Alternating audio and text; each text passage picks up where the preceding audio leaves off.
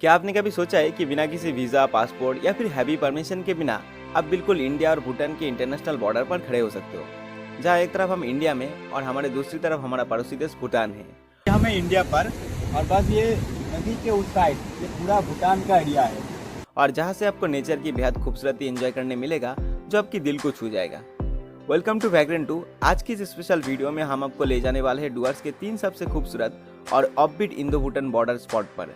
और इस तीनों स्पॉट से ही हमारे पड़ोसी देश भूटान बस कुछ ही मीटर डिस्टेंस पे मौजूद है और ये तीनों स्पॉट ही बेहद खूबसूरत है।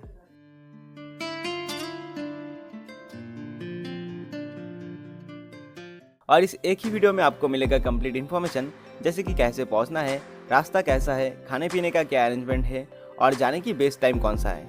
तो hold your seat tight and चलिए हमारे साथ इस वर्चुअल टूर पर। हमारा पहला डेस्टिनेशन है लंकापड़ा और ये जगह पिछले कुछ टाइम से सोशल मीडिया पर काफ़ी चर्चे में है और इसका सबसे बड़ा रीज़न है यहाँ का बड़ाकोटी व्यू पॉइंट। तो आज हम हैं लंकापड़ा की उसी वायरल रोड पे जहाँ पे हर कोई आके इंस्टाग्राम में रील्स बना रहे हैं। तो चलिए आप लोगों को भी दिखाते हैं कैसा दिखता है।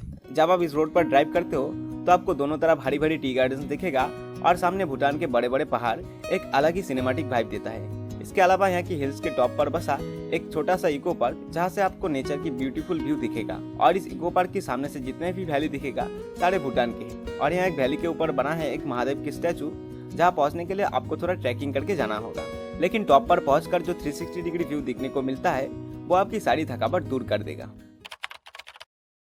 आप सिलीगुड़ी से आ रहे हो तो उस हिसाब से आपका डिस्टेंस होगा 120 किलोमीटर। आपको पहले सिलीगुड़ी से बीरपाड़ा आना होगा, देन वहां से डायरेक्ट लंकापड़ा जा सकते हो। हमारे घर धूपगुड़ी से लंकापड़ा के डिस्टेंस है 50 किलोमीटर। बीरपाड़ा से लंकापड़ा बस 15 to 20 किलोमीटर दूरी पर है। बीरपाड़ा से आपको लोकल ऑटो या फिर कार हायर मिल जाएगी, लेकिन अगर आप बाइक से आते हो तो रास्ते का मजा डबल हो जाता है। लंकापड़ा का मौसम बहुत अनप्रेडिक्टेबल है, पलक झपकते ही धूप से बारिश शुरू हो जाता है यहाँ पर।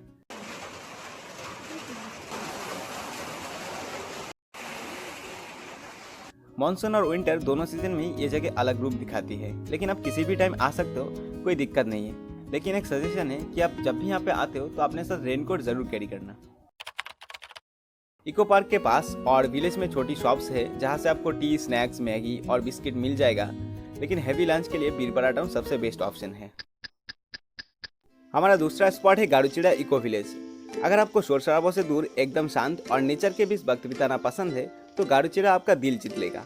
इस जगह की सबसे खास बात यह है कि आने के लिए आपको रामचा फॉरेस्ट के घने जंगल और 2 से 3 रिवर बेड्स को क्रॉस करके आना पड़ता है और उन रिवर्स पर कोई परमानेंट ब्रिज नहीं है, जो इस सफ़र को और भी ज़्यादा एडवेंचरस बना देता है। कभी कभार हमें ऐसा भी मिलता है कि अच्छी जगह जाने के लिए ऐसे खतरनाक रास्ते से जाना पड़ता है।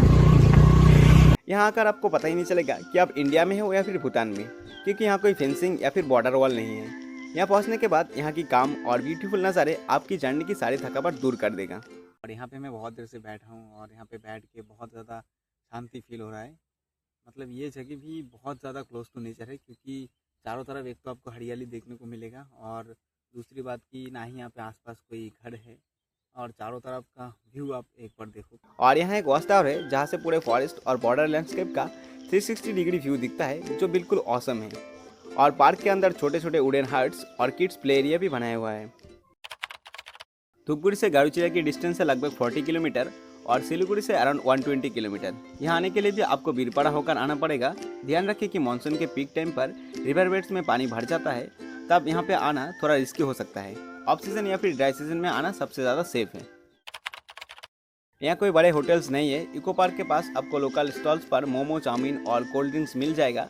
अगर आपको रहना है तो यहाँ के लोकल इको कॉटेजेस और होम स्टेज है, लेकिन उसके लिए पहले से इंक्वायरी और बुकिंग करके आना बेटर रहता है। हमारा तीसरा और आखिरी स्पॉट है ललझमेला बस्ती। ये एक ऐसी जगह है जो डायना रिवर के बिल्कुल किनारे बसी है। यहाँ जब आप नदी के किनारे खड़े होंगे तो रिवर की दूसरी तरफ जो पहाड़ और फैक्ट्रीज दिखेगा वो सब भूटान के हिस्से है। यहाँ का पानी इतना साफ और ठंडा होता है कि आप यहाँ पे घंटों बैठकर रिवर की साउंड सुन सकते हो। जब भी मैं ऐसे हिल्स एरियाज में घूमने आता हूँ तो एक चीज़ मुझे बहुत अच्छा लगता है, जो कि है रिवर की साउंड। मतलब बहुत फैसिनेट करता है।